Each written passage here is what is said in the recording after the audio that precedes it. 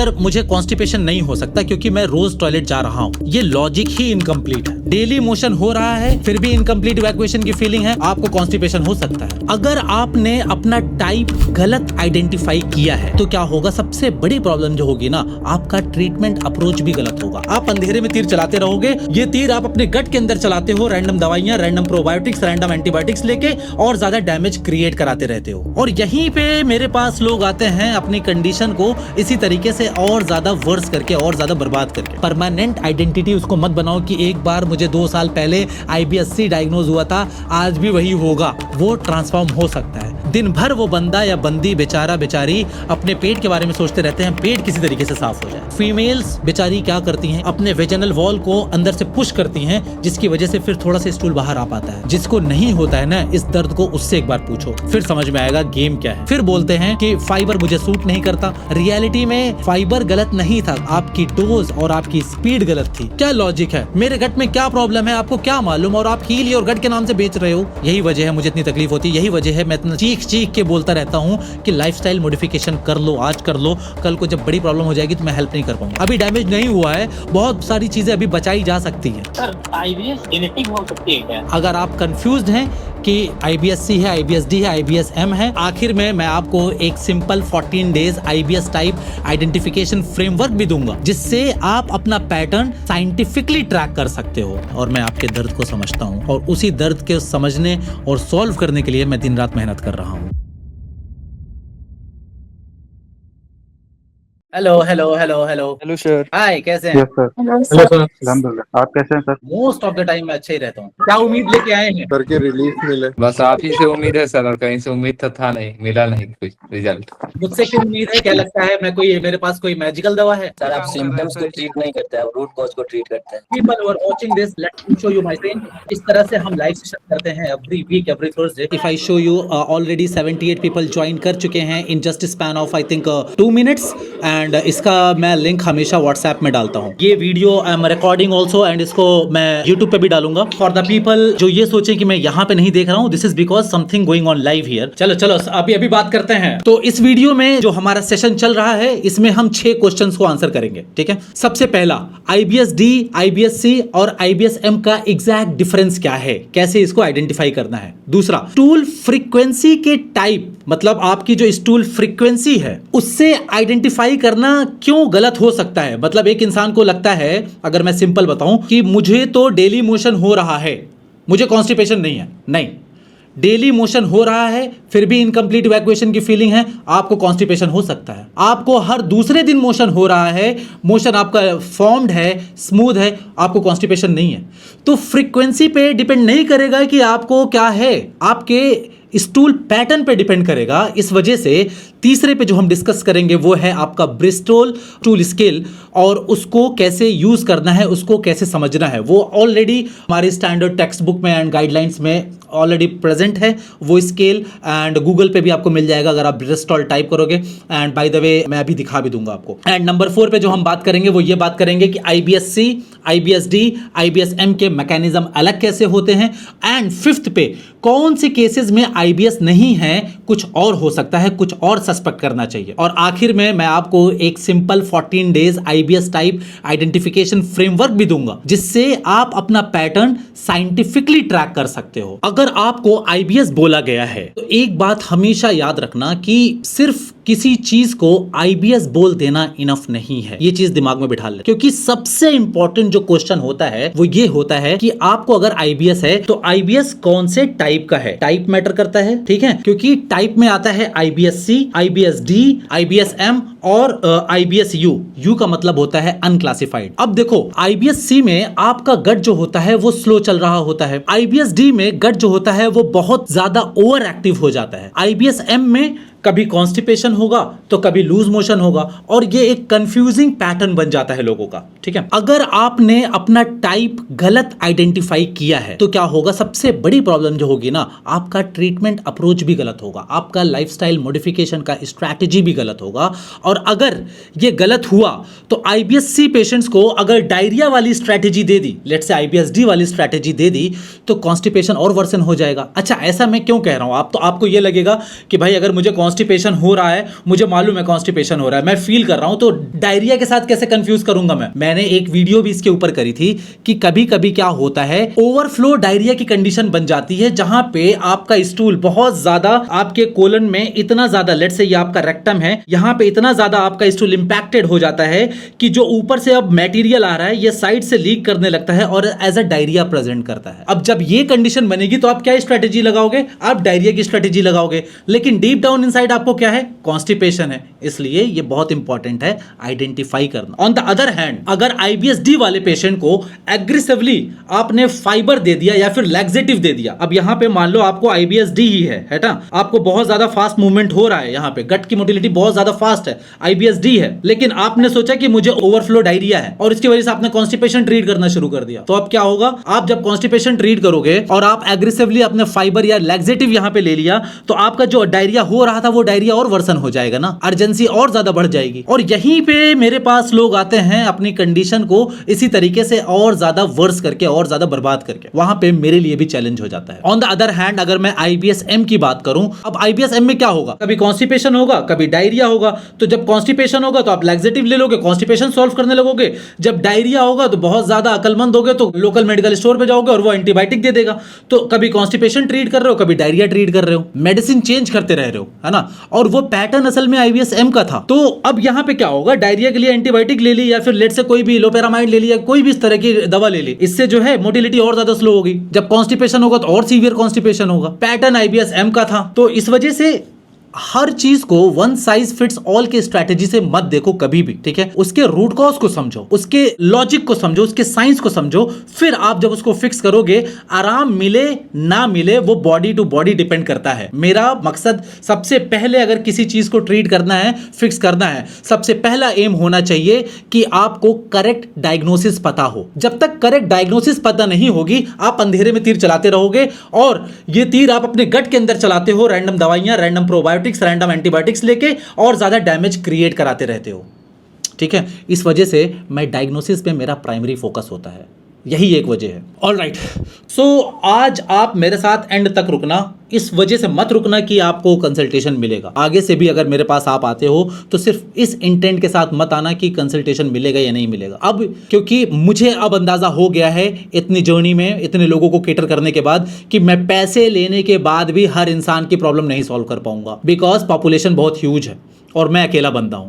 तो अब अगर हमें सॉल्व करना है चीज़ों को तो हमें दूसरी स्ट्रैटेजी लगानी पड़ेगी, मास लेवल पे एजुकेट करना पड़ेगा, लाइफस्टाइल मॉडिफिकेशन खोल के बताना पड़ेगा, ताकि आप मेरे ऊपर डिपेंडेंट ना रह जाओ। आप अपने आप चीज़ों को सॉल्व करना शुरू करो। सो जो लोग यहाँ पे पहली बार आए हैं, मैं उनको एक बार अपने बारे में बता दूं। मैं हूँ डॉक्टर आरिम खान और मैं एक MBBS डॉक्टर हूँ, MD माइक्रोबायोलॉजी रेसिडेंट भी हूँ, और मैं गट हेल्थ और माइक्रोबायोम, गट माइक्रोबायोम से स्टैनफोर्ड से मैंने एडवांस ट्रेनिंग भी करी है। इसके साथ साथ मैंने BSc करी है साइकोलॉजी में, और IBS में ये बहुत मेरे लिए हेल्पफुल रहा है doing my BSc in psychology, क्योंकि IBS में सिर्फ गट का इशू नहीं होता है, IBS में बहुत बड़ा इशू होता है गट ब्रेन एक्सिस का, गट ब्रेन कोऑर्डिनेशन का, यानी कि गट की मूवमेंट, गट के नर्व्स, गट के microbiome, stress response, food triggers और ब्रेन के बीच में जब कम्युनिकेशन डिस्टर्ब होता है तो वो बहुत बड़ा रोल प्ले करता है। और अगर आप IBS को सिर्फ गैस, एसिडिटी, कॉन्स्टिपेशन या लूज मोशन समझ रहे हो तो यकीन करो मेरा, ये बिल्कुल हाफ पिक्चर है, बहुत अधूरी डायग्नोसिस है ये। अभी तक किसी को कोई डाउट, कोई कुछ मुझसे पूछना चाहता है बिफोर वी गो, कि अब हम थोड़ा सा इन डेप्थ में जाएंगे? सर IBS क्या ये मतलब जो होता है, जो गट की जो कमजोरी होती है वो जेनेटिक हो सकती है क्या? जेनेटिक, यार देखो IBS की पिक्चर बड़ी वेरिएंट होती है ना, क्योंकि जो इसके सिम्टम्स है ना वो कॉन्स्टिपेशन, डायरिया, मिक्स पैटर्न है, ठीक है। अब देखो होता क्या है, अगर आप जेनेटिक की बात करो तो कुछ डिसीजेज ऐसी हैं जिसकी वजह से गट मोटिलिटी स्लो होती है। गट मोटिलिटी स्लो होगी तो कॉन्स्टिपेशन होगा, कॉन्स्टिपेशन होगा तो अगर, अब हमारे इंडिया में बहुत ज़्यादा प्रेवेलेंट नहीं है कि हम इन चीज़ों को डीपर लेवल पे जाके चेक करें, तो जब हम किसी कॉज को आइडेंटिफाई नहीं कर पाते हैं तो लेबल लगा देते हैं कि IBS है, वहाँ पे कन्फ्यूजन हो जाता है।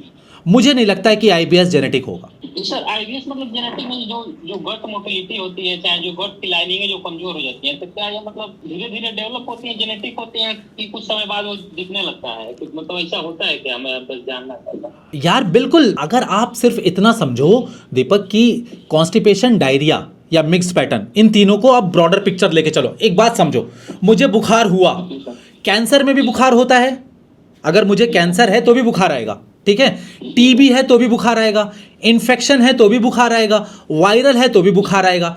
अब आप बुखार का रीजन मुझसे पूछ रहे हो कि सर क्या बुखार जेनेटिक हो सकता है? बुखार एक सिम्टम है, कॉन्स्टिपेशन एक सिम्टम है, डायरिया एक सिम्टम है, समझ रहे हो बात को?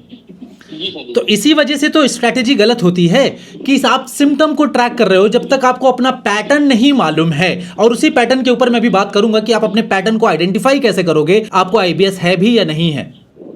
जितने भी जेनेटोलॉजी डॉक्टर को दिखाते हैं सब खाली एंटीबायोटिक देते हैं। भाई किसी की बुराई मत करो, किसी की बुराई मत करो। मैं भी डॉक्टर हूं, मैंने भी एमबीबीएस किया है, उन्होंने भी एमबीबीएस किया है, एमडी किया, उसके बाद डीएम किया है। तो उन्होंने भी आपको रफली यही बताया होगा कि लाइफस्टाइल मॉडिफिकेशन करो, जहां पे फाइबर बढ़ाओ, ये सारी चीजें करो। वो बात अलग है कि आपने उसको सीरियस नहीं लिया, वो भी बात अलग है कि उनके पास बहुत रश होता है, इस वजह से वो आपको इस तरह से बैठाल के नहीं समझा सकते हैं कि एग्जैक्टली क्या क्या करना है। आईबीएस का टाइप स्टूल काउंट से नहीं करना है, ये चीज खाली दिमाग में बिठा लो, स्टूल के फॉर्म से करना है। स्टूल के फ्रीक्वेंसी इंपॉर्टेंट है, मतलब कितनी बार आप स्टूल के लिए, कितनी बार आप मोशन के लिए जा रहे हो, वो इंपॉर्टेंट है, लेकिन मेन डिसाइडिंग फैक्टर क्या होगा? स्टूल का फॉर्म होगा। जब मैं स्टूल के फॉर्म की बात करता हूं तो मैं बात कर रहा हूं कि स्टूल कैसा दिख रहा है। मुझे ऐसा लगता है, मेरा एक पर्सनल ये ओपिनियन है कि आपका जो स्टूल है, आपका जो मोशन है, जो आप डेली पास करते हो, वो आपके गट हेल्थ का रिपोर्ट कार्ड है। डेली बेसिस पे वो आपका रिपोर्ट कार्ड देता रहता है कि आपका गट आज कैसा रहा है।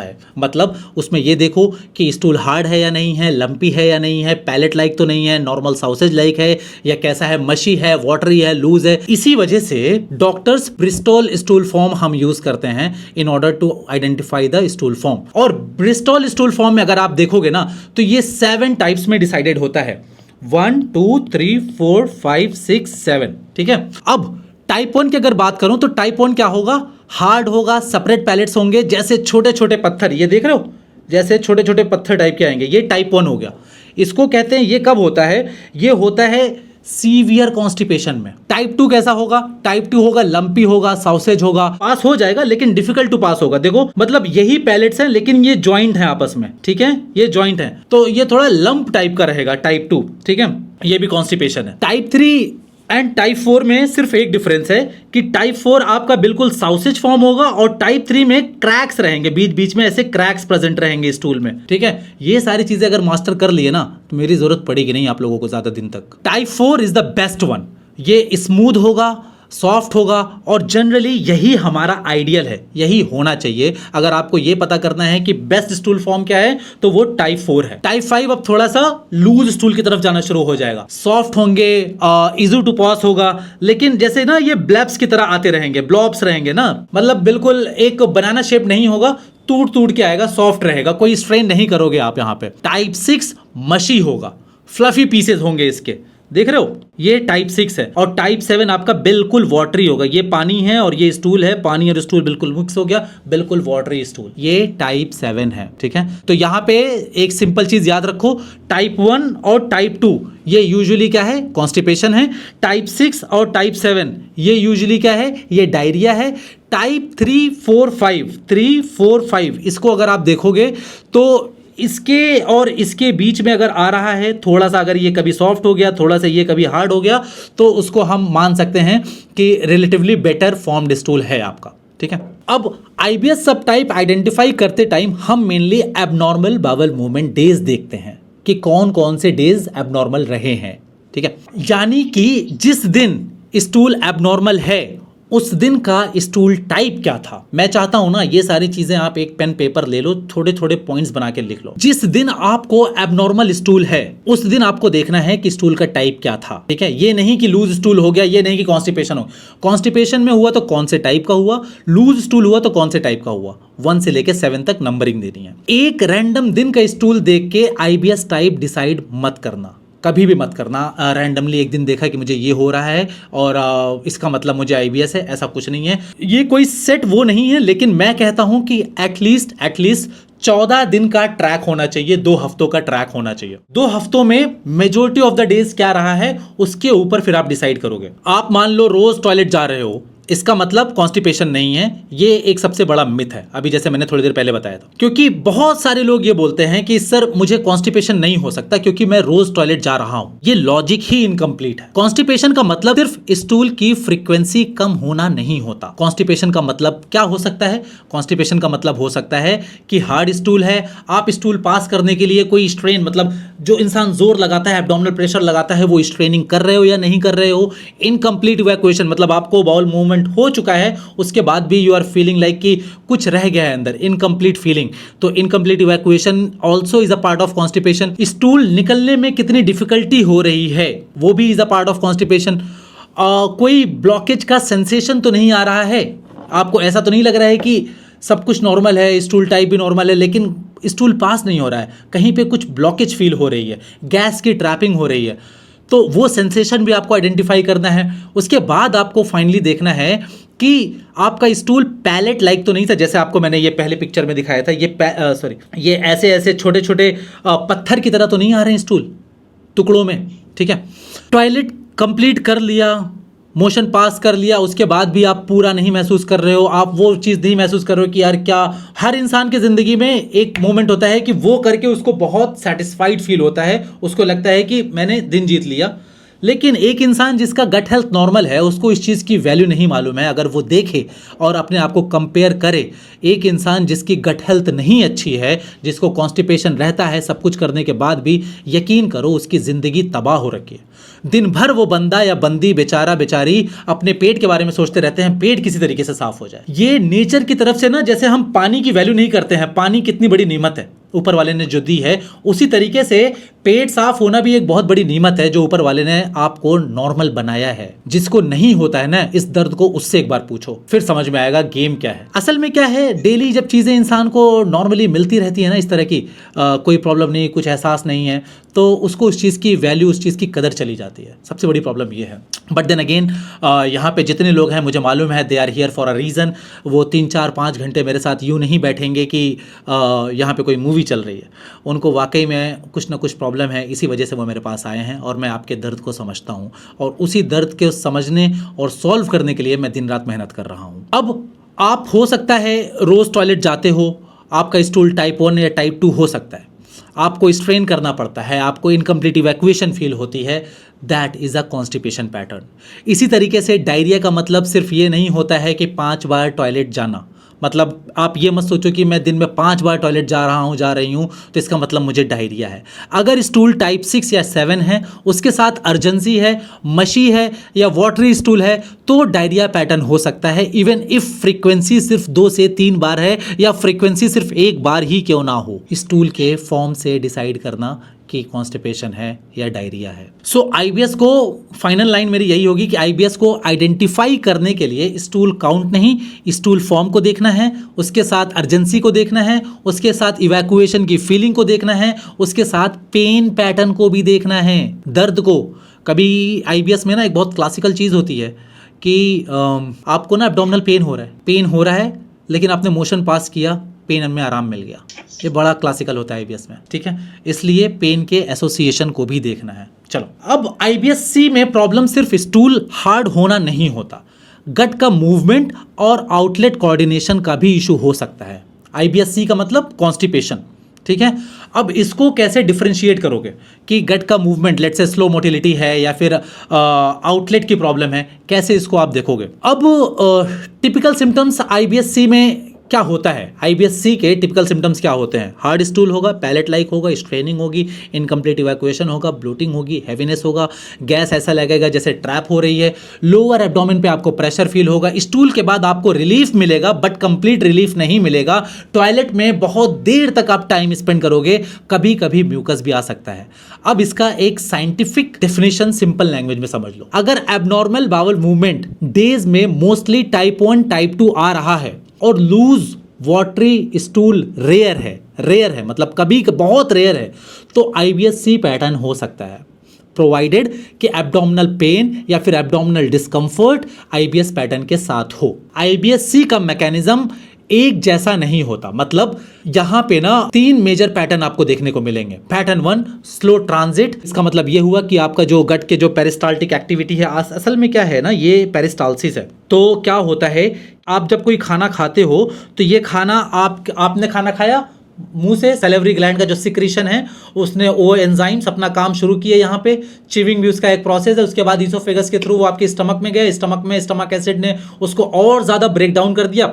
जब और ज़्यादा ब्रेक डाउन कर दिया तो एक काइम के फॉर्म में बना दिया। अब वो काइम आपके स्मॉल इंटेस्टिन में जाएगा, ठीक है। अब जब स्मॉल इंटेस्टिन में जाएगा तो बोलस के फॉर्म में जाएगा वो, मतलब ये इसको बोलस कहते हैं, ठीक है। ये जो आपको गोल सा दिख रहा है ये बॉल नहीं है, इसको आप ऐसे मतलब ये एक रफ रिप्रेजेंटेशन है, इसको आप बोलस समझना।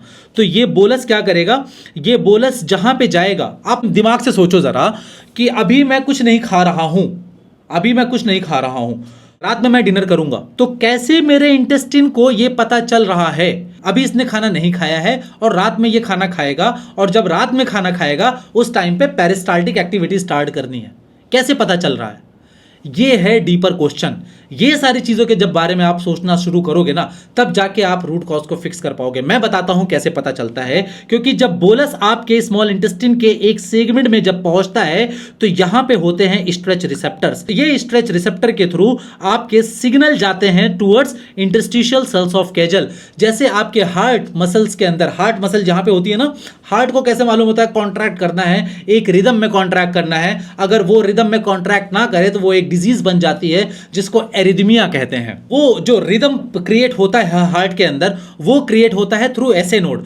उसी तरीके के यहां पे रिदम क्रिएट होते हैं जो बनता है आपके इंटरस्टिशियल सेल्स ऑफ केजल से। इंटरस्टिशियल सेल ऑफ केजल के पास यहां पे जब ये बोलस आएगा तो वो इंटेस्टिन को स्ट्रेच करेगा, वो स्ट्रेच के थ्रू एक वो मिलता है, कमांड मिलता है। अब अगर इंटरस्टिशियल सेल्स ऑफ केजल उस स्ट्रेच को प्रॉपर सेंस ना कर पाए तो मोटिलिटी स्लो हो जाएगी, क्योंकि उनको कमांड मिल रहा है, वहां पे आपके बोलस आ रहा है, बोलस यहाँ पे स्ट्रेच भी कर रहा है, लेकिन यहाँ के जो रिसेप्टर्स हैं वो प्रॉपरली आईसीसी को कमांड नहीं दे पा रहे हैं कि भाई मूवमेंट स्टार्ट करो, मोटर चालू करो, खाने को आगे बढ़ाना है। आप समझो कि अगर ये ऑटोमेटिक होता ना, तो जो एक मुर्दा इंसान होता है, जब इंसान डेड बॉडी हो जाती है, उसके अंदर ये एक्टिविटी क्यों नहीं चलती है? कुछ लोग तो खाने के बाद खाना खा लेते होंगे ना, उसके बाद उनकी डेथ होती होगी, बोलस तो उनके इंटेस्टिन में रह गया ना। यही तो डिफरेंस होता है एक डेड में और एक लिविंग ह्यूमन बीइंग में। डेड में ये सारे रिसेप्टर्स डाई ऑफ कर जाते हैं, सिग्नल सारे शट ऑफ हो जाते हैं, तो अपने आप चीज़ें आगे नहीं बढ़ रही हैं ना, उसके पीछे सेल्स लगते हैं, उसके पीछे कमांड लगता है, उसके पीछे चैनल्स लगते हैं, सोडियम पोटेशियम चैनल जैसे हो गया, उसके पीछे फिर इन्फ्लक्स होता है कैल्शियम का, तो उसके बाद फिर कोऑर्डिनेशन होता है, कोऑर्डिनेशन के बाद कॉन्ट्रैक्शन होता है, फिर वो आगे फूड पुश होता है। अब डेड में तो ये सारी चीज़ें खत्म हो गई, लेकिन लिविंग ह्यूमन बीइंग में अगर ये सेंस जो आपके जो रिसेप्टर्स हैं, वो रिसेप्टर्स के सेंसिटिविटी कम हो जाए तो गट मोटिलिटी स्लो हो जाएगी। अगर गट मोटिलिटी स्लो हो जाएगी तो स्लो ट्रांजिट होगा। तो यही मेरा यहाँ पे पॉइंट बनाने का वो था। तो इसकी वजह से क्या होगा, इसकी वजह से अब यहाँ पे मान लो ये स्टूल है, अब ठीक है, मान लो ये लार्ज इंटेस्टिन का पार्ट है और ये स्टूल है। अब अगर मान लो ये स्लो कॉन्ट्रैक्शन कर रहा है तो ये स्टूल यहाँ पे ज़्यादा देर तक रुका रहेगा। अब जितनी ज़्यादा देर तक ये रुका रहेगा, जितना इसके अंदर वाटर है, हर चीज़ के अंदर वाटर होता है। Human body I think 60% water से बनी है, ठीक है, I think so, exact number मुझे आके काउंटर मत कर देना, लेकिन हाँ मोर देन 50% तो वाटर है ही है, इसके लिए तो मैं श्योर हूँ, ठीक है। तो इसके अंदर भी पानी है। तो ये इंटेस्टिन का एक फंक्शन होता है कि जब तक ये यहाँ पे रहेगा, इंटेस्टिन इसके अंदर से पानी को निकालता रहेगा, मतलब पानी को एब्जॉर्ब करता रहेगा। तो इसी वजह से जब रिदम होता है तो एक सर्टेन ड्यूरेशन में ये आगे बढ़ता रहता है, तो इंटेस्टिन को मौका ही नहीं मिलता है कि लिमिट से ज़्यादा पानी को वो निकाल सके उसके अंदर, और स्टूल सॉफ्ट बना रहता है। लेकिन अगर किसी वजह से यहाँ पे कॉन्ट्रैक्शन नहीं हो रही है तो ये ज्यादा देर तक यहाँ पे रुका रहेगा। जितनी ज्यादा देर तक रुका रहेगा, इंटेस्टिन तो अपना काम करता रहेगा भाई, उसको एक कमांड मिला है पानी को वापस खींचना है, तो ये इसमें से सक करता रहेगा। जितना ज्यादा वो सक करेगा उतना ज्यादा आपका स्टूल ड्राई होता रहेगा, उतना ज्यादा हार्ड होता रहेगा, उतना ज्यादा वो पत्थर की तरह बनता रहेगा, और इसी वजह से पैलेट लाइक स्टूल आते हैं, जो मैंने यहाँ पे आपको टाइपोन स्टूल दिखाया था। ऑलराइट, तो इसका रिजल्ट क्या होगा? इसका रिजल्ट यही होगा कि अब आप क्या करोगे, अब आप बहुत ज्यादा जोर लगाओगे, स्ट्रेन करोगे, और यहाँ पे क्योंकि स्टूल बहुत ज़्यादा देर तक रुका है और मान लो ये आपका कोलन का पार्ट है, कोलन में आपके माइक्रोब्स भरे पड़े हैं, है ना, ट्रिलियंस ऑफ माइक्रोब्स हैं, तो इनको भी ज़्यादा टाइम मिल रहा है इसको फर्मेंट करने का। जितना ज़्यादा फर्मेंटेशन होगा उतना ज़्यादा गैस बनेगी, उसके बाद आपको ब्लोटिंग भी शुरू होगी, और जितना ज़्यादा गैस बनेगी उसके साथ फिर गैस की हैवीनेस भी डेवलप होना शुरू हो जाएगी, तो ब्लोटिंग भी होगा, स्टूल भी ड्राई होगा, कॉन्स्टिपेशन भी होगा और हैवीनेस भी फील होगी। एक दूसरा पैटर्न भी होता है आईबीएससी में, visceral hyper sensitivity. Visceral hyper sensitivity में क्या होता है, गैस नॉर्मल अमाउंट में भी, मतलब अब यहाँ पे मान लो ये फूड अभी आगे बढ़ रहा था, ठीक है, मान लो अभी मेरे अंदर मैंने कुछ खाना खाया है और मेरा फूड आगे बढ़ रहा है और थोड़े थोड़े जो माइक्रोब्स उसको फर्मेंट कर रहे हैं, तो थोड़ी थोड़ी गैस बन रही है उससे। अगर मेरा गट सेंसिटिव होगा तो थोड़ी गैस भी ब्रेन को इतना ज़्यादा एग्जैजरेटेड सिग्नल देगी कि वो भी मुझे बहुत ज़्यादा हैवीनेस, ब्लोटिंग और अंदर से टाइट फील करवाएगा। गैस मेरे में और आप में, मान के चलो कि आप आईबीएस के पेशेंट हो, मेरे में और आप में सेम अमाउंट में प्रोड्यूस हो रही है, लेकिन आपके अंदर विसेरल हाइपर सेंसिटिविटी है और उस हाइपर सेंसिटिविटी की वजह से आपका सिग्नल एग्जैजरेटेड ब्रेन के पास जा रहा है और वो एग्जैजरेशन की वजह से आपको बहुत ज़्यादा हेवी फील हो रहा है और उसी अमाउंट ऑफ गैस के साथ मुझे नहीं हो रहा है। ये एग्जाम्पल शायद परफेक्ट फिट ना हो, लेकिन इसको ऐसे समझ लो कि इस स्किन पे अभी चाहे जितनी जोर से मार दो मुझे कुछ नहीं होगा, लेकिन अगर यहाँ पे हल्का सा मैं कट लगा दूँ, उसके बाद हल्का सा भी टच करूँ, बहुत तेज़ पेन होगा, सेंसिटिविटी बढ़ जाएगी यहाँ पे ना। तो उसी तरीके से गट की सेंसिटिविटी बढ़ जाती है कि थोड़े अमाउंट ऑफ गैस भी बहुत ज़्यादा लगता है, ठीक है। तो आईबीएस के पेशेंट में विसेरल हाइपर सेंसिटिविटी भी डेवलप हो जाती है, जिसकी वजह से नॉर्मल अमाउंट में भी गैस जब बन रही होती है तो वो गट के नर्व को ओवर सेंसिटिव बना देती है, जिसकी वजह से पेशेंट को प्रेशर, टाइटनेस और बहुत ज़्यादा दर्द महसूस होता है। Number 3 pattern, pelvic floor dyssynergia. ये बहुत बेहद इंपॉर्टेंट है क्योंकि कुछ पेशेंट्स आके बोलते हैं कि मुझे प्रेशर आता है लेकिन स्टूल नहीं निकलता है, स्टूल ऐसा लगता है कि एनल कनाल तक गया है लेकिन वहाँ से रिलीज़ नहीं हो रहा है और उसके लिए बहुत ज़्यादा स्ट्रेन करना पड़ता है। इनफैक्ट मतलब थोड़ा सा ऑकवर्ड लगेगा, लेकिन मैंने देखा नहीं है, ये जाके आप गूगल पे सर्च कर देना इस चीज़ को। यहाँ तक नौबत आ जाती है कि लोगों को डिजिटल इवैक्यूएशन मतलब अपनी फिंगर का इस्तेमाल करना पड़ता है स्टूल को बाहर निकालने के लिए, अगर पेल्विक फ्लोर डिसकोऑर्डिनेटेड है तो। यहाँ तक सिचुएशन आ जाती है। फीमेल्स बेचारी क्या करती हैं कि वो अपने वेजिनल वॉल को अंदर से पुश करती हैं, जिसकी वजह से फिर थोड़ा सा स्टूल बाहर आ पाता है। इसको कहते हैं पेल्विक फ्लोर डिसएनर्जिया। मतलब 100% नहीं बता रहा हूँ, मतलब एक ये पैटर्न पेल्विक फ्लोर डिसएनर्जिया में देखने को मिलता है। 100% जानने के लिए एनोरेक्टल मैनोमेट्री ऐसे टेस्ट होते हैं, वो आप एक गैस्ट्रो के थ्रू करवा सकते हैं। एंड उसका ट्रीटमेंट भी फिर यहाँ पे ये नहीं होता है कि आप फाइबर बढ़ाओगे, उसका ट्रीटमेंट यहाँ पे ये होता है बायोफीडबैक थेरेपी, BFT।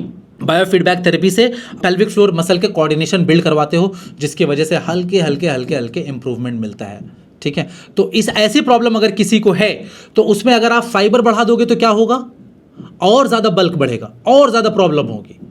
तो अब यहाँ पे मैं ये नहीं कह रहा हूँ कि हर चीज़ का फिक्स फाइबर है। अगर इस तरह की प्रॉब्लम है और आपने अंधेपने में आके फाइबर बढ़ाना शुरू कर दिया, स्टूल का बल्क तो आप बढ़ा लोगे, जिसके वजह से जितनी देर आपके रेक्टम में स्टूल रुकेगा उतनी देर आपकी गैस बढ़ती रहेगी, आपकी ब्लोटिंग बढ़ती रहेगी, लेकिन स्टूल निकलना फिर भी डिफ़िकल्ट रहेगा। इसलिए आईबीएससी में सबको सेम एडवाइस नहीं देनी चाहिए, वन साइज फिट्स ऑल कभी नहीं हो सकता है, ठीक है। आईबीएससी में फाइबर हेल्प करता है, लेकिन रॉन्ग फाइबर कॉन्स्टिपेशन को और ज़्यादा पेनफुल बना देता है, क्योंकि आईबीएससी का सॉल्यूशन फर्स्ट, मतलब अगर मैं आईबीएससी सॉल्यूशन का फर्स्ट लेयर जो होता है वो है स्टूल को सॉफ्ट बनाना, गट का रिदम इंप्रूव करना, इवैक्यूएशन को ट्रेन करना, सेंसिटिविटी को काम करना और फाइबर को स्लोली बिल्ड करना। आईबीएससी में सॉल्युबल फाइबर यूजफुल होता है, स्पेशली जैसे अपने वीडियो में भी मैं बताया हूँ, सीलियम मतलब इसबगोल। सीलियम क्या करता है, वो वाटर को एब्जॉर्ब करके जेल बनाता है और ये स्टूल के फॉर्म को और ज़्यादा सॉफ्टनेस देता है। लेकिन गलती ये होती है कि लोग एकदम हाई डोज स्टार्ट कर देते हैं, फिर गैस, ब्लोटिंग, क्रैम्प्स और फिर बोलते हैं कि फाइबर मुझे सूट नहीं करता। मतलब बहुत कॉमनली ये क्वेश्चन मैं सुनता हूँ लोगों से जब वो मेरे पास आते हैं कि फाइबर मुझे सूट नहीं करता। रियलिटी में फाइबर गलत नहीं था, कभी भी गलत नहीं था। रियलिटी में आपकी डोज और आपकी स्पीड गलत थी, आपकी स्ट्रैटेजी गलत थी। IBS-C के लिए अगर मैं एक बेसिक फ्रेमवर्क की बात करूं तो सबसे पहले इंसान को मॉर्निंग रिदम को फिक्स करना चाहिए। ब्रेकफास्ट स्किप मत करो, है ना, अगर कॉन्स्टिपेशन पैटर्न है। क्यों मैं ऐसा कह रहा हूँ, बहुत ज़्यादा आपने सुना होगा कि ब्रेकफास्ट जो है इंटरमिटेंट फास्टिंग के एस्पेक्ट्स है, लेकिन यहाँ पे मैं कहूँगा इंटरमिटेंट फास्टिंग के लिए अगर आपने ब्रेकफास्ट को स्किप किया तो शायद आप अपनी प्रॉब्लम को और वर्स करोगे। और उसके पीछे का साइंस है, उसके पीछे का लॉजिक है, क्योंकि ब्रेकफास्ट जब आप करते हो तो उससे आपका गैस्ट्रोकोलिक रिफ्लेक्स एक्टिवेट होता है। वार्म फ्लूइड कुछ लोगों में इसी वजह से हेल्प करता है, मतलब जब वो गर्म पानी पीते हैं सुबह उठ के तो वो हेल्प करता है ना। और इसके साथ साथ खाना खाने के बाद 10 मिनट की वॉक, और टॉयलेट जब भी आप जाओगे कभी अपना मोबाइल फ़ोन लेके नहीं जाओगे, क्योंकि मोबाइल फ़ोन जब आप लेके जाते हो टॉयलेट के अंदर तो वो 5 मिनट 10 मिनट कब आधे घंटे में तब्दील हो जाता है, आपको एहसास ही नहीं होता है। स्क्रॉल करना इतना एडिक्टिव हो चुका है आज के दुनिया में, ठीक है। आप क्या करोगे, IBS-C वाले मॉर्निंग ब्रेकफास्ट स्किप नहीं करोगे और अपने टॉयलेट टाइम को डेली 10 मिनट ब्रेकफास्ट के बाद, मतलब लेट से मॉर्निंग आप उठे हो, गर्म पानी पिया या लेट से नॉर्मल पानी पिया, उसके बाद आपने अपना ब्रेकफास्ट किया, योगा किया, ब्रीदिंग करी, उसके बाद आपने टॉयलेट गए, ठीक है। टॉयलेट आए या ना आए 10 मिनट के लिए टॉयलेट जाना है, वहाँ जाके बैठना है, और बैठने के बाद अगर नहीं आता है 5 से 10 मिनट के अंदर वापस आ जाना है। लेकिन ये पैटर्न डेली रखना है, फिक्स्ड टॉयलेट अटेम्प्ट डेली करना है। सीलियम अगर आप स्टार्ट करना चाहते हो तो लो डोज से स्टार्ट करोगे, आई वुड सजेस्ट कि 2.5 से 3 ग्राम। और जब भी आप सीलियम लोगे, इसबगोल लोगे, तो पानी बहुत पियोगे, कम से कम आपका बेस लाइन 2.5 से 3 लीटर होना चाहिए। और हाँ, एक चीज़ और, कच्ची सैलेड हो गई, और आजकल मार्केट में फाइबर के नाम पे व्हीट ब्रांड भी बहुत मिलते हैं, है ना, या फिर इनसॉल्युबल फाइबर, इस तरह के एक्सेस इनसॉल्युबल फाइबर बहुत ज़्यादा अवेलेबल मार्केट में। तो कौन सा फाइबर कब लेना है, I am not against of insoluble fibre, I am not against of antibiotic, लेकिन आपके लिए वो फिट नहीं है। अगर आपको IBS-C है तो मैं राइट स्ट्रैटेजी के लिए हूँ। One size fits all. Let's say probiotic, वहाँ पे अमेजोन पे आप जाओगे आपको मिलेगी कि हील योर गट के नाम से प्रोबायोटिक। कैसे, क्या लॉजिक है, मेरे गट में क्या प्रॉब्लम है आपको क्या मालूम, और आप हील योर गट के नाम से बेच रहे हो। हर इंसान, गट एक बहुत बड़ा इकोसिस्टम है जहाँ पे थाउजेंड्स ऑफ प्रॉब्लम हो सकती हैं, रूट कॉजेज अलग अलग हर इंसान के हो सकते हैं, सबको एक ही चीज़ से कैसे आप फिक्स कर सकते हो। उनके साथ मेरे ये आर्ग्यूमेंट है। ऐसे लोगों के साथ तो मैं लाइव डिबेट भी कर सकता हूँ अगर कभी आने के लिए तैयार हो। आएंगे नहीं वो लोग, मुझे मालूम है चलो, दूसरा ये है कि अगर प्रेशर आता है बट स्टूल नहीं निकलता है तो यहाँ पे मैं ये कहूँगा कि पेल्विक फ्लोर एक बार इवैल्यूएट करवा लो, ठीक है, किसी गैस्ट्रो से मिलकर। मैं उसके लिए राइट पर्सन नहीं हूँ। मेरी MD की डिग्री मेरी माइक्रोबायोलॉजी में है, तो मैं माइक्रोबायोम के फूड, माइक्रोबायोम प्रोबायोटिक्स, प्रीबायोटिक्स, और मेरी डिग्री BSc साइकोलॉजी में है, तो I am a right person for gut brain access. मेरी degree in let's say advance training है गट माइक्रोबायोम पे, गट हेल्थ पे। तो लाइफस्टाइल मॉडिफिकेशन से एस्पेक्ट से मैं हेल्प करता हूं लोगों की। मैं दवाइयों से ट्रीट नहीं कर पाऊंगा, क्योंकि अगर कहीं पे लेट से किसी इंसान को IBD है, IBD डेवलप हो चुका है, अब अगर वो IBD के ट्रीटमेंट के लिए मेरे पास आ रहा है तो I am not the right person. IBD का मतलब, जो लोग नहीं जानते, इन्फ्लामेटरी बाउल डिजीज, उसमें क्रोन्स डिजीज और अल्सरेटिव कोलाइटिस होते हैं, जहाँ पे मोस्ट कॉमनली, मैं आपको थोड़ा सा बस 1 मिनट लगेगा, मोस्ट कॉमनली रीज़न होता है C. difficile। C. difficile एक बैक्टीरिया है जिसकी वजह से IBD डेवलप होता है। लेकिन अगर आप एक स्टेप पीछे जाओगे और उनके IBD डेवलप होने की हिस्ट्री को अगर आप फाइंड आउट करने की कोशिश करोगे तो chronic long term antibiotic use होगा। अब जब एंटीबायोटिक आप लेते हो तो एंटीबायोटिक सबसे पहले डिसबायोसिस क्रिएट कराता है। जब डिसबायोसिस क्रिएट कराता है तो कुदरत ने एक बैलेंस में गुड वर्सेस बैड बैक्टीरिया हमारे गट के अंदर प्लेस करके हमें दिया है, ठीक है। लेकिन जब हम एंटीबायोटिक लेते हैं तो वो एंटीबायोटिक एक बॉम्ब की तरह काम करती है, मतलब टारगेटेड एंटीबायोटिक नहीं है। लेट से हमें नज़ला हुआ, बुखार हुआ और वायरल था और हमने एंटीबायोटिक ले लिया, एजिथ्रोमाइसिन ले लिया, कुछ भी ले लिया, तो वो एंटीबायोटिक अपना काम तो करेगी, बैक्टीरिया को जाके मारेगी, चाहे वो कोई भी सामने आए, एक बुलडोजर की तरह है, कोई भी घर आएगा टूटेगा। तो अब क्या होगा, फिर वहाँ पे C. difficile जैसे बैक्टीरिया को ग्रो करने के चांस मिल जाते हैं। जब वो ग्रो करते हैं तो वो पीपल लैंड अप कर जाते हैं IBD जैसे कंडीशन में। अल्सरेटिव कोलाइटिस हो गया, क्रोन्स डिसीज हो गया, या और कैंसर भी, not only this, colon cancer भी एक रिस्क फैक्टर है डिस्बायोसिस से। इसी वजह से तो मुझे इतनी तकलीफ होती है, यही वजह है मुझे इतनी तकलीफ होती है, यही वजह है मैं इतना चीख चीख के बोलता रहता हूँ कि लाइफस्टाइल मॉडिफिकेशन कर लो, आज कर लो, कल को जब बड़ी प्रॉब्लम हो जाएगी तो मैं हेल्प नहीं कर पाऊंगा, फिर आपको इम्यूनोसप्रेशन और उन सारी दवाइयों पे जाना पड़ेगा जहाँ पे स्टैंडर्ड ट्रीटमेंट है, क्योंकि अब ऑलरेडी डैमेज हो चुका है, अब आप कर चुके हो।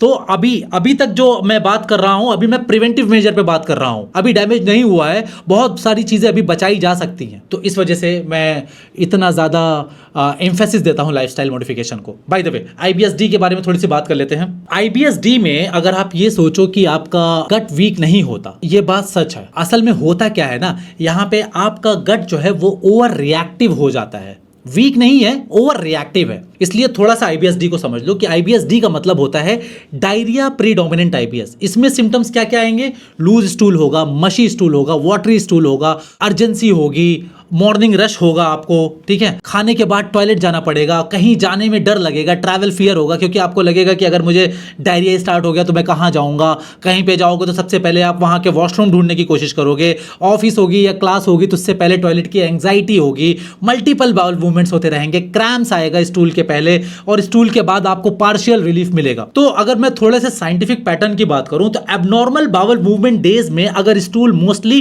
टाइप 6 या टाइप 7 है और हार्ड स्टूल रेयर है तो IBS-D पैटर्न हो सकता है, प्रोवाइडेड एब्डोमिनल पेन या डिस्कंफर्ट IBS क्राइटेरिया के साथ मैच हो रहे हों। अब IBS-D का मैकेनिज्म क्या हो सकता है? सबसे पहला मैकेनिज्म फास्ट ट्रांजिट, मतलब कहने का यह है कि ये आपका ना, जो यहां पे आप पिक्चर देख रहे हो, ये आपका मान के चलो कि आपके ये इंटेस्टिन का एक पार्ट है, ठीक है।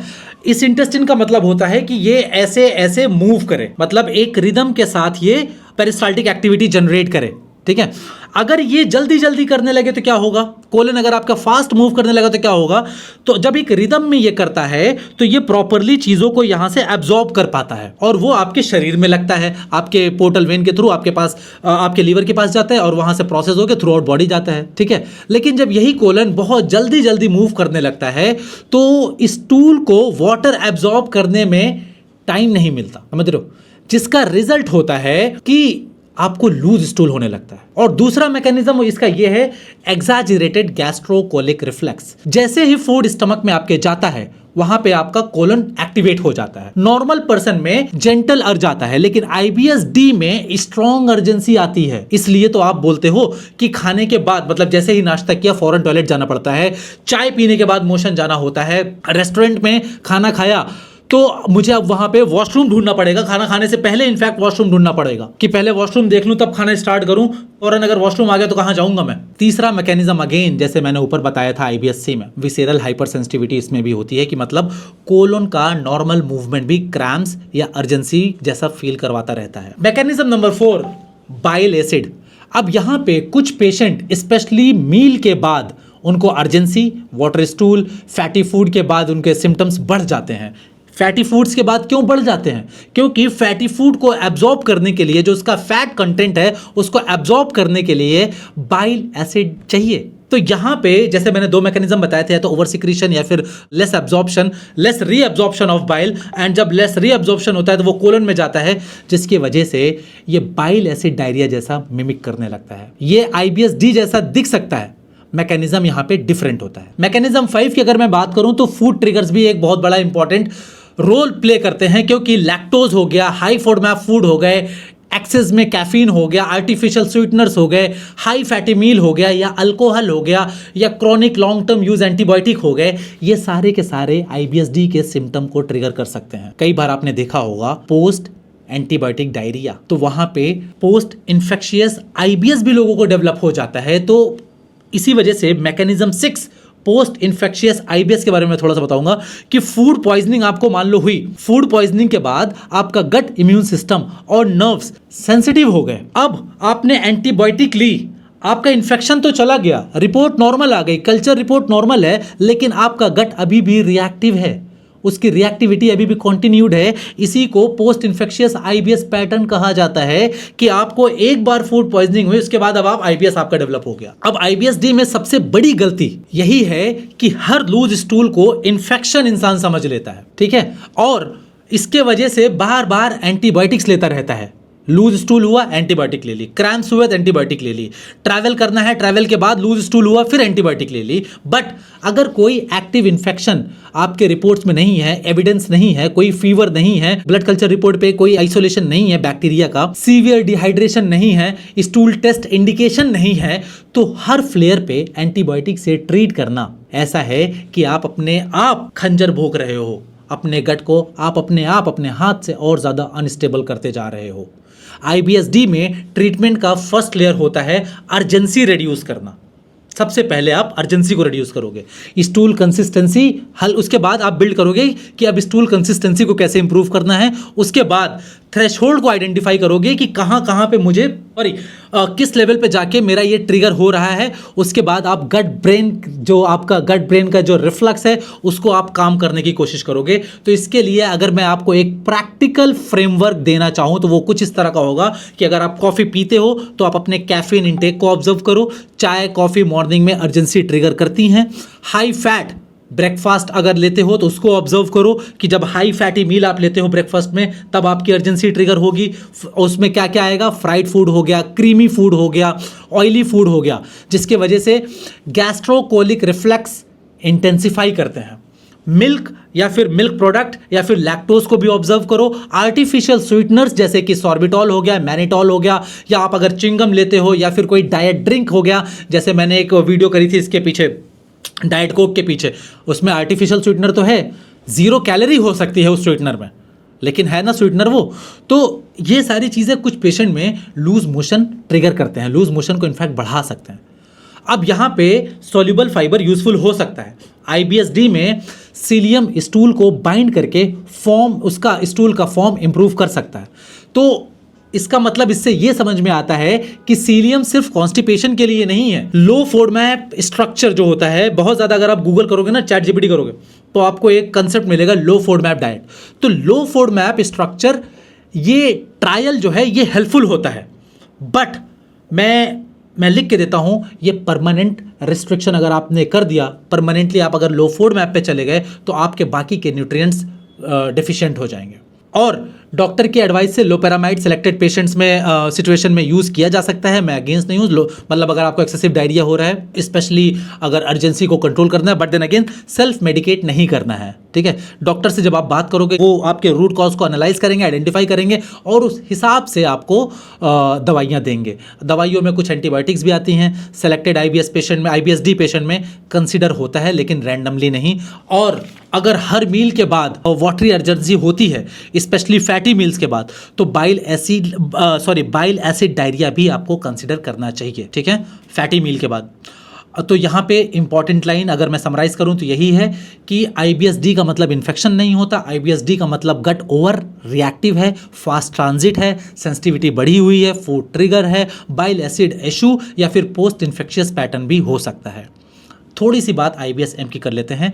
IBSM सबसे ज़्यादा कंफ्यूजिंग टाइप है, क्योंकि पेशेंट को लगता है कि उनके गट का कोई पैटर्न ही नहीं है। ठीक है, क्योंकि IBSM में ना जो पैटर्न होता है वो मिक्स्ड होता है, मिक्स्ड IBS इसको बोलते हैं, M का मतलब मिक्स्ड। इसमें पेशेंट को कभी कॉन्स्टिपेशन होता है, कभी डायरिया होता है। एक वीक उसको हार्ड स्टूल होगा और उसको अगले ही दिन लूज स्टूल हो जाएगा। कभी 2 दिन स्टूल नहीं होगा, फिर सडनली मल्टीपल लूज मोशंस हो जाएंगे। कभी ब्लोटिंग होगी, कॉन्स्टिपेशन होगा, क्रैम्प्स होगा, अर्जेंसी होगी। तो इसके वजह से इसका साइंटिफिक पैटर्न अगर मैं बताऊं, एबनॉर्मल बावल मूवमेंट डेज में अगर significant number of stools type 1 या 2 भी हैं और सिग्निफिकेंट नंबर टाइप 6 और 7 भी हैं, तो IBSM पैटर्न हो सकता है। मतलब दोनों एक्सट्रीम्स प्रेजेंट होंगे इसमें, टाइप 1 टाइप 2 भी, टाइप 6 टाइप 7 भी, मतलब पैलेट्स लाइक भी और वाटरी स्टूल भी हो सकता है। तो IBSM पेशेंट में यूजुअली मतलब ये वाले जो पेशेंट होते हैं ये सबसे ज़्यादा फ्रस्ट्रेटेड होते हैं। मतलब IBSC वाले उनका ड्रीम होता है कि मेरे स्टूल लूज हो जाए, है ना। IBSD वाले उनका ड्रीम होता है कि मेरा स्टूल हार्ड हो जाए। और यही रीज़न है कि IBSM में एग्रेसिव ट्रीटमेंट मिस्टेक होती है। अब इसमें ना ही आप कॉन्स्टिपेशन के एंगल को सॉल्व एग्रेसिव होकर कर सकते हो, ना ही आप डायरिया वाले एंगल को एग्रेसिव होकर सॉल्व कर सकते हो। तो IBSM में गोल होता है कि सबसे पहले आपके गट को स्टेबलाइज करना है, एक्सट्रीम्स को रिड्यूस करना है। एक्सट्रीम मतलब टाइप 1 टाइप 2 टाइप 6 टाइप 7, ये दोनों एक्सट्रीम साइड हो गए, इसको रिड्यूस करना है, एक बेसलाइन रिदम बनाना है और फिर ट्रिगर साइकिलिंग को स्टॉप करना है। ठीक है, ये है IBSM का। IBS-M में डायरिया कभी कभी एक्चुअल डायरिया नहीं होता, कॉन्स्टिपेशन के बाद ओवरफ्लो पैटर्न भी हो सकता है, जैसा मैंने ऊपर भी आपको बताया। तो ये एक बहुत बड़ा ट्रैप है, क्योंकि कई पेशेंट बोलते हैं कि 3 दिन कॉन्स्टिपेशन था फिर लूज मोशन हो गया। ये ट्रू IBS-M नहीं भी हो सकता है। क्यों? क्योंकि कभी कभी ये ओवरफ्लो पैटर्न भी हो सकता है, मतलब कोलन में स्टूल रिटेन्ड है, ऊपर से लूज स्टूल पास हो रहा है, पेशेंट सोच रहा है कि डायरिया हो रहा है, लेकिन रूट प्रॉब्लम कॉन्स्टिपेशन है। अब ऐसे केसेस में अगर एंटी डायरियल ले लोगे तो कॉन्स्टिपेशन जो अंदर इंपैक्टेड स्टूल है वो और ज़्यादा आपका वर्स हो जाएगा। और इसके साथ साथ एक और ट्रैप बनेगा, अगर आपने लैक्सेटिव को ओवर यूज़ कर लिया, आपको कॉन्स्टिपेशन हुआ, लेट्स से आपको कॉन्स्टिपेशन हुआ, आपने स्ट्रॉन्ग लैक्सेटिव ले लिया, उसके बाद आपको लूज मोशन हुआ, आपने एंटी डायरियल ले लिया, फिर कॉन्स्टिपेशन हुआ, फिर लैक्सेटिव ले लिया, फिर डायरिया हुआ, कि गट के नेचुरली स्टेबल होने के चांसेस कम हो जाते हैं। और तीसरा ट्रैप, इसमें एक और ट्रैप है, डाइट साइकिलिंग। कॉन्स्टिपेशन में हाई फाइबर, ब्लोटिंग हुई तो फाइबर बंद, लूज मोशन में हुआ तो लेट्स से दही चावल इंसान खा लेता है, कॉन्स्टिपेशन हुआ तो अगेन फाइबर आप ओवरलोड करना शुरू करोगे। अब इन दोनों चीज़ों में ना आपको right strategy, right approach, right मतलब एक पर्टिकुलर जिसको कहते हैं हिट द बुल्स आई, वो आपको आई दिखेगी ही नहीं, जिसकी वजह से एक इनस्टेबिलिटी क्रिएट हो जाती है। तो IBS-M में ट्रीटमेंट का प्रिंसिपल है कि आप एवरी सिंगल स्टूल को चेज नहीं करोगे कि आज मुझे कॉन्स्टिपेशन हुआ है तो कॉन्स्टिपेशन फिक्स करूंगा, कल डायरिया हुआ है तो डायरिया फिक्स करूंगा। ना ना ना ना, यहाँ पे आप अपने पैटर्न को ट्रैक करोगे, अपने बेसलाइन को स्टेबलाइज करोगे, अपने चेंजेस को जो करोगे बहुत ही स्लो, बहुत ही ग्रेजुअल करोगे। क्योंकि IBS-M का सोल्यूशन इज नॉट कि कभी कॉन्स्टिपेशन की मेडिसिन ले ली, कभी डायरिया की मेडिसिन ले ली। अब IBS-M की ना एक प्रैक्टिकल स्ट्रैटेजी अगर आपको मैं बताऊं तो अब आप करोगे क्या? पहले 14 दिन तक आप अपनी स्टूल के लिए डायरी बनाओगे। अगर डायरी आप नहीं बनाते हो तो मेरा यकीन करो आप खाली गेस कर रहे हो, आप अंदाजा लगा रहे हो। दूसरा काम आप करोगे, आप आइडेंटिफाई करोगे कि डोमिनेंट पैटर्न क्या है। आपको मोस्टली कॉन्स्टिपेशन होता है या मतलब आपको मोस्टली कॉन्स्टिपेशन होता है और कभी कभी लूज स्टूल होता है, या फिर मोस्टली लूज स्टूल होता है और कभी कभी कॉन्स्टिपेशन होता है। ठीक है, ये है ट्रू अल्टरनेटिंग पैटर्न। और सबसे थर्ड नंबर पे आप क्या करोगे? आप सोल्यूबल फाइबर लो करोगे या फिर बहुत ही ज़्यादा स्लो इंट्रोड्यूस करोगे। IBS-M में सीलियम हो गया या फिर PHGG हो गया, पार्शली हाइड्रोलाइज्ड काउर गम, ये भी एक प्रीबायोटिक फाइबर है। ये सेलेक्टेड पेशेंट में यूजफुल हो सकता है, बट यहाँ पे ना IBS-M के लिए मैं खास बता रहा हूँ कि डोज बहुत केयरफुली बिल्ड करना होता है। और फोर्थ जो है वो एक्सट्रीम्स को अवॉइड करना है। मतलब एक्सट्रीम्स का मतलब कि बहुत ज़्यादा हाई फाइबर सडनली नहीं लेना है, कंप्लीटली फाइबर बंद भी नहीं करना है, स्ट्रॉन्ग लैक्सेटिव रैंडमली नहीं लेना है, एंटी डायरियल रैंडमली नहीं लेना है। तो ये सारे एक्सट्रीम सिचुएशंस हैं, मतलब आपको होता है तो आप उसमें ये सारी चीज़ें नहीं करोगे और फूड ट्रिगर थ्रेशोल्ड को आइडेंटिफाई करने की कोशिश करोगे।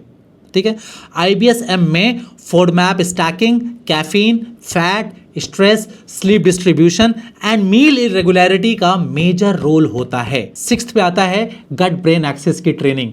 IBS-M often unstable nervous system pattern के साथ ओवरलैप करता है। ठीक है, तो आप ऐसा समझो कि अगर आपकी नींद पुअर रही है ना, पुअर स्लीप है, स्ट्रेस है, ट्रैवल है, या फिर आप लेट से अपने सिम्टम से ही डर रहे हो, तो आप इस तरीके से ना आप अपने गट को अनप्रेडिक्टेबली फास्ट या स्लो कर रहे हो, क्योंकि इसकी वजह से स्ट्रेस क्रिएट होगा और उस स्ट्रेस की वजह से आपका गट और अनप्रेडिक्टेबल होगा। तो ब्रीदिंग हो गया, मील रिदम हो गया, स्लीप हो गया, वॉक हो गया, टॉयलेट रूटीन हो गया, ये IBS-M में ये सारे कोर टूल्स हैं, कोर है, बिल्कुल बिल्कुल बेस लाइन है, फाउंडेशन है। और एक बात ये भी समझ लो कि अगर किसी को IBS है, IBS टाइप किसी को अगर है, तो आप उसको ये मत समझो कि वो आपका परमानेंट लेवल बन चुका है। ठीक है, IBS टाइप जो है वो लाइफ लॉन्ग फिक्स्ड लेवल नहीं होता है। आज IBS-C है, कल IBS-M पैटर्न भी हो सकता है, कभी IBS-D डोमिनेंट हो सकता है। तो diet, stress, sleep, infection, antibiotics, hormones, medicine, travel, fibre intake, ये सब स्टूल पैटर्न को शिफ्ट करा सकते हैं ओवर द टाइम, जैसे जैसे आपकी क्रॉनिसिटी बढ़ती जाएगी। इसलिए IBS टाइप को एक डायनेमिक पैटर्न समझो। परमानेंट आइडेंटिटी उसको मत बनाओ कि एक बार मुझे 2 साल पहले IBS-C डायग्नोज हुआ था, आज भी वही होगा। वो ट्रांसफॉर्म हो सकता है। आपको अपना पैटर्न रीअसेस करना चाहिए, स्पेशली ये तब जब आप फाइबर स्टार्ट कर रहे हो, जब आप लो फूड मैप कर रहे हो, जब आप प्रीबायोटिक ट्राई कर रहे हो, जब आप एंटीबायोटिक कोर्स कर चुके हो, उसके बाद जब आप ट्रैवल के बाद हो, जब आप ट्रैवल करके आ चुके हो, स्ट्रेसफुल पीरियड के बाद हो, या आपने कोई नई मेडिसिन स्टार्ट की हुई है, ठीक है। तो IBS मैनेजमेंट में ना ट्रैकिंग ट्रीटमेंट का पार्ट है। ट्रैक करना पड़ेगा, पैटर्न को समझना पड़ेगा और फिर उस पैटर्न या उस साइकिल को ब्रेक करना पड़ेगा, तब जाके लॉन्ग टर्म मैनेजमेंट मिलेगा, रिमिशन मिलेगा।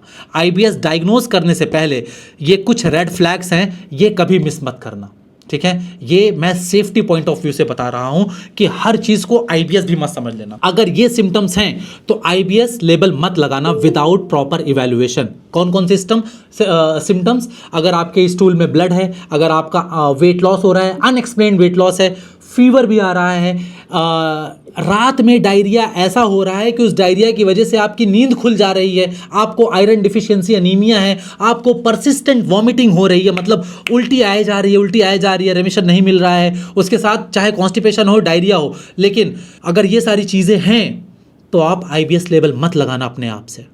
हाँ, एक और चीज़ आपके मदर फादर के लिए, आपकी फैमिली मेम्बर्स के लिए, अगर उनको न्यू सिम्टम ऑनसेट है और उनकी एज 45 और 50 है तो प्लीज़ डायरेक्टली IBS मत सोचना, ठीक है।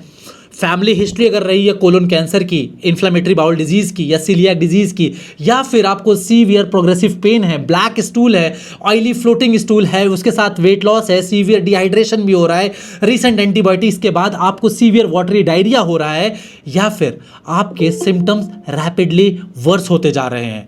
IBS मैं मानता हूं कॉमन है, लेकिन सीरियस डिजीजेस मिस करना बिल्कुल एक्सेप्टेबल नहीं है। सो IBS का टाइप आइडेंटिफाई करना तब यूजफुल है जब ये सारे रेड फ्लैग्स जो मैंने आपको बताए हैं ये सारे एब्सेंट हों और प्रॉपर क्लिनिकल इवैल्यूएशन हो चुका हो। यहां पे ना मामला अगर इस तरह से नहीं बताऊंगा मैं तो मामला लाइफ एंड डेथ का बन जाएगा, क्योंकि कॉन्स्टिपेशन, फीवर, डायरिया ये सारे सिम्टम्स हैं, डिजीज़ नहीं है। सिम्टम्स को चेस करके डायग्नोसिस मत बनाओ। फीवर का जैसे मैंने एक एग्जांपल दिया था, 100 रीज़न हो सकते हैं फीवर के, कॉन्स्टिपेशन के 100 रीज़न हो सकते हैं। अगर लेट से इंटेस्टिन के अंदर ट्यूमर है तो भी कॉन्स्टिपेशन होगा क्योंकि वो ऑब्स्ट्रक्ट करेगा, कैंसर है तो भी कॉन्स्टिपेशन होगा। तो इस वजह से लेबल मत लगाओ बिना प्रॉपर इवैल्यूएशन के। IBS-C, IBS-D, IBS-M का ट्रीटमेंट सेम नहीं हो सकता, ये भी एक बात है। अगर मैं क्विक कंपैरिजन करूं तो IBS-C में मेन प्रॉब्लम होती है hard stool, slow transit, incomplete evacuation, bloating, pelvic flow coordination issue, और IBS-C में फोकस होता है स्टूल सॉफ्ट करना,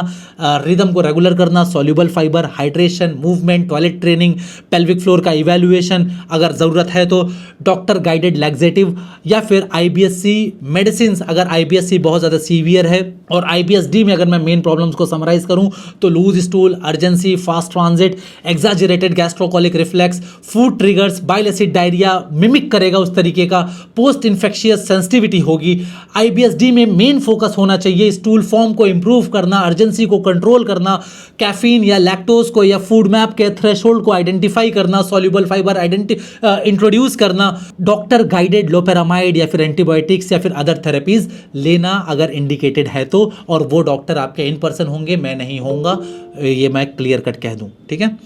मैं लाइफस्टाइल मॉडिफिकेशन के लिए हूँ, मैं एक्यूट ट्रीटमेंट के लिए नहीं हूँ। जितने भी रेड फ्लैग सिम्टम मैंने बताए हैं वो सिम्टम्स अगर हैं तो मेरे पास मत आइएगा कभी भी, ना ही फ्री सेशन में, ना ही पेड सेशन में, और ना ही मैं यहाँ पे अपने पेड सेशन को कभी प्रमोट करता हूँ और ना ही आगे करूँगा, ठीक है। अच्छा, bile acid diarrhoea rule out करना बहुत इंपॉर्टेंट है अगर आपका पैटर्न उसके साथ फिट होता है तो, ठीक है। IBS-M में मेन प्रॉब्लम इनस्टेबिलिटी होती है, कभी हार्ड स्टूल कभी लूज स्टूल, और IBS-M में मेन फोकस होना चाहिए बेस लाइन को स्टेबलाइज करना, एक्सट्रीम्स को अवॉइड करना, स्लो फाइबर टाइट्रेशन, ये ट्रिगर स्टैकिंग आइडेंटिफाई करना, गट ब्रेन एक्सेस की ट्रेनिंग, और रैंडम मेडिसिन और साइकिलिंग अवॉइड करना। साइकिलिंग किस चीज़ की? मेडिसिन की साइकिलिंग, वो वाली साइकिलिंग नहीं कर रहा हूँ, मेडिसिन साइकिलिंग। जैसे आपने एक बार लेट से लोपेरामाइड ले ली है ना, उसके बाद आपने एंटीबायोटिक ले ली, उसके बाद आपने लैक्सेटिव ले ली, तो ये साइकिलिंग नहीं करनी है, ठीक है, इसको बिल्कुल अवॉइड करना है।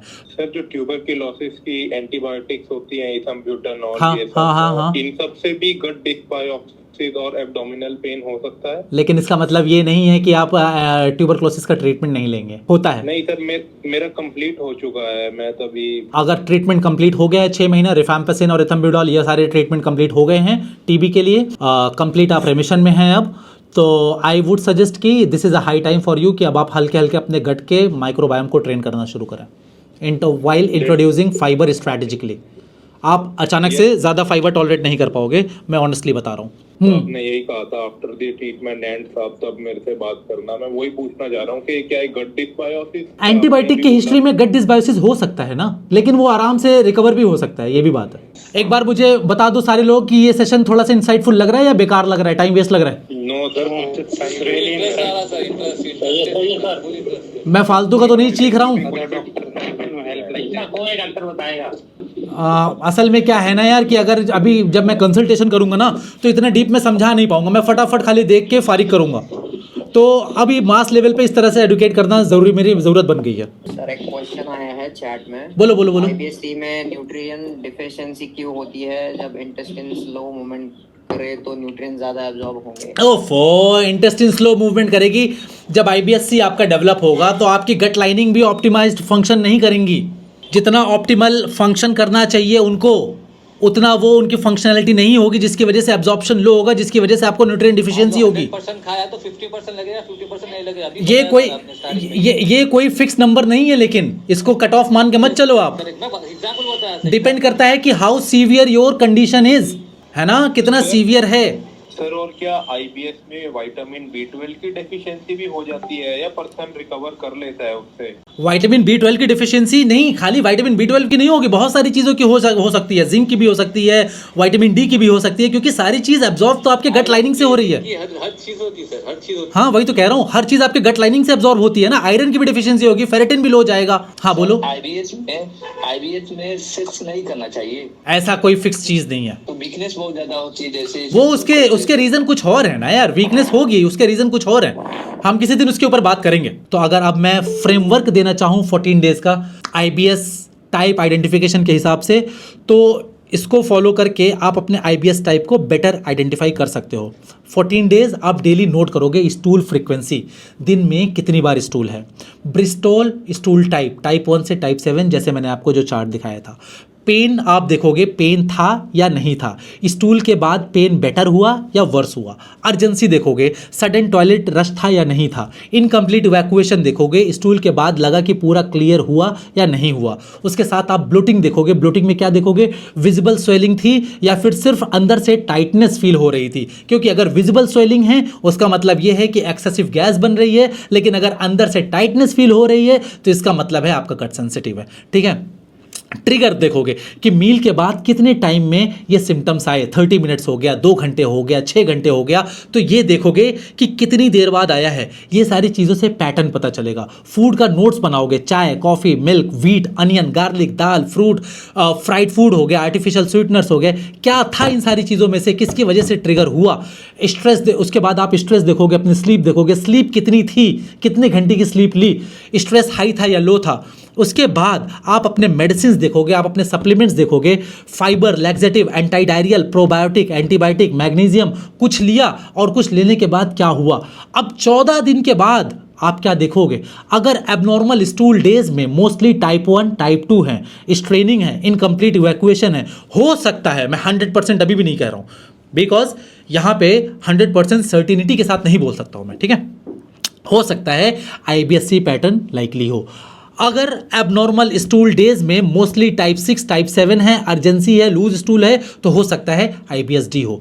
अगर सिग्निफिकेंट टाइप 1 टाइप 2 भी है और सिग्निफिकेंट टाइप 6 टाइप 7 भी है, तो हो सकता है आईबीएसएम पैटर्न हो। अगर स्टूल एबनॉर्मल है बट ब्लोटिंग में सिम्टम्स हैं, तो it may not be IBS subtype issue, it can be functional bloating, it can be food intolerance, it can be SIBO overlap, it can be constipation hidden pattern, it can be hypersensitivity। एक बार फिर से repeat करूं, अगर stool abnormal नहीं है, अगर stool abnormal नहीं है बट ब्लोटिंग में से ब्लोटिंग की जैसे सिम्टम्स हैं, तो इट कैन बी हो सकता है कि ये आईबीएस का कोई सब टाइप ना हो सकता है ये फंक्शनल ब्लोटिंग हो सकता है ये फंक्शनल कॉन्स्टिपेशन हो सकता है ये फूड इंटॉलरेंस हो सकता है आपको सीबो डेवलप हो रहा हो, सीबो ओवरलैप हो, या फिर हो सकता है कि अर्ली फेज कॉन्स्टिपेशन के साथ सीबो डेवलप हो रहा हो, या फिर हो सकता है कोई हिडन पैटर्न हो कॉन्स्टिपेशन का, या फिर आपका गट हाइपर सेंसिटिव है खाली, उसके साथ अभी आईबीएस नहीं डेवलप हुआ है। अगर पेन एब्सेंट है और सिर्फ कॉन्स्टिपेशन है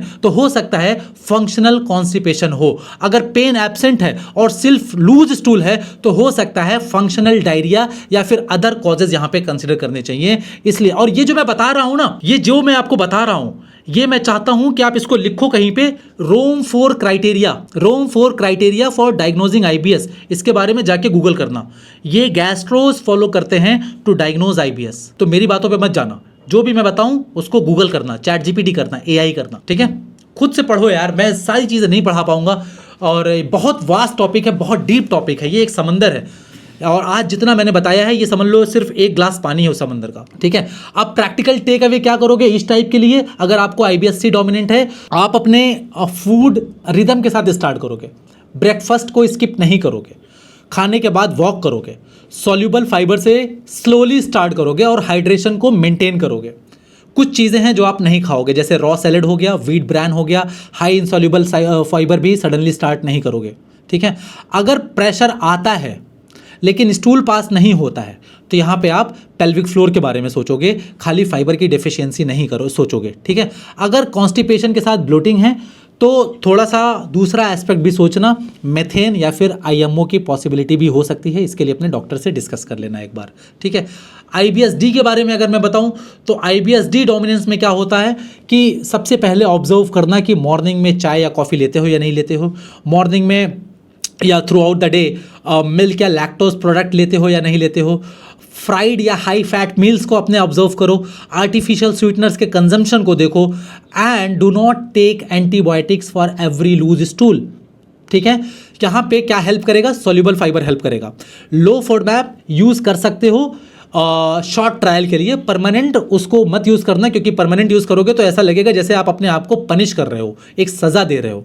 अगर वाटरी अर्जेंसी होती है, खाना खाने के बाद वाटरी अर्जेंसी होती है ना, तो स्पेशली खाना अगर आपका फैटी मील्स था तो बाइल एसिड डायरिया भी थोड़ा सा कंसिडर करना। आईबीएसएम का अगर मैं टेक अवे देना चाहूँ तो एक्सट्रीम साइकिलिंग अवॉइड करना, do not overload fibre one day and completely stop next day, do not randomly switch laxative and anti diarrhoeal. 14 दिन तक अपने पैटर्न को आप ट्रैक करोगे, gentle soluble fibre strategy use करोगे, फिक्स मील टाइमिंग रखोगे, गट brain axis को अपने ट्रेन करोगे और हर हफ्ते रीअसेस करोगे। मतलब 14 दिन में 2 बार हुआ 2 हफ्ते, तो 2 हफ्ते रीअसेस करोगे। आईबीएस नीड में चाहिए क्या? स्टेबलाइजेशन चाहिए। Aggressively day to day correction मत करना कि आज ये हुआ तो आज इसको करेक्ट कर लें, आज ये हुआ तो आज इसको करेक्ट कर लें, क्योंकि पागल हो जाओगे अगर इस तरीके से करने लगे, ठीक है? सो फाइनल मैसेज मेरा सिर्फ यही है कि आईबीएस सिर्फ एक लेबल नहीं है, आईबीएस टाइप आइडेंटिफाई करना ट्रीटमेंट का फाउंडेशन है। आईबीएससी में कॉन्स्टिपेशन प्री डोमिनेंट पैटर्न होता है, आईबीएसडी में डायरिया होता है, आईबीएसएम में मिक्स्ड होता है, लेकिन ये टाइप स्टूल फ्रीक्वेंसी से नहीं, स्टूल फॉर्म से आइडेंटिफाई होता है, जिसके लिए हम यूज़ करते हैं ब्रिस्टोल स्टूल चार्ट, जिसमें टाइप 1 टाइप 2 कॉन्स्टिपेशन साइड आता है, 6-7 डायरिया होता है, और 14 दिन की आप डायरी बनाओगे। अब नॉर्मल बाउल मूवमेंट है तो उसमें आप अपने डेज को काउंट करोगे, pain, urgency, incomplete evacuation, bloating, food trigger, stress, sleep, ये सारी चीज़ें नोट करोगे। और सबसे इंपॉर्टेंट चीज़ आईबीएस टाइप परमानेंटली, मतलब आईबीएस आपका क्या टाइप है वो एक परमानेंट आइडेंटिटी नहीं है, ये एक डायनामिक पैटर्न है। आपका gut stress, diet, infection, antibiotic, sleep, hormones या फिर लाइफस्टाइल के साथ शिफ्ट हो सकता है। डिपेंड करता है कि पहले मान लो आपको आईबीएससी था और आपकी लाइफस्टाइल अभी कुछ ऐसी हो गई है जहाँ पे आप बार बार एंटीबायोटिक ले रहे हो, तो अब हो सकता है आपको आईबीएसडी बन जाए। इसलिए आईबीएस का मैनेजमेंट का फर्स्ट स्टेप अगर मैं बताऊं तो उसको ट्रैक करना है before you start the treatment, because अगर टाइप गलत आइडेंटिफाई हुआ तो सॉल्यूशन भी गलत होगा। और आईबीएस में रैंडम सॉल्यूशन नहीं चलता है, एक सिस्टम चलता है। अगर आप कंफ्यूज्ड हैं कि आईबीएससी है, आईबीएसडी है, आईबीएसएम है, तो 14 दिन स्टूल डायरी आज से स्टार्ट करना। अब ये वीडियो उनके लिए है जो YouTube पे देख रहे हैं। इस वीडियो को शेयर कर देना यार अगर वैल्यूबल लगी है। एक्सेस doctor Arim signing off and now you can subscribe this channel for evidence based gut health. Thank you so much, see you in the next video, bye bye.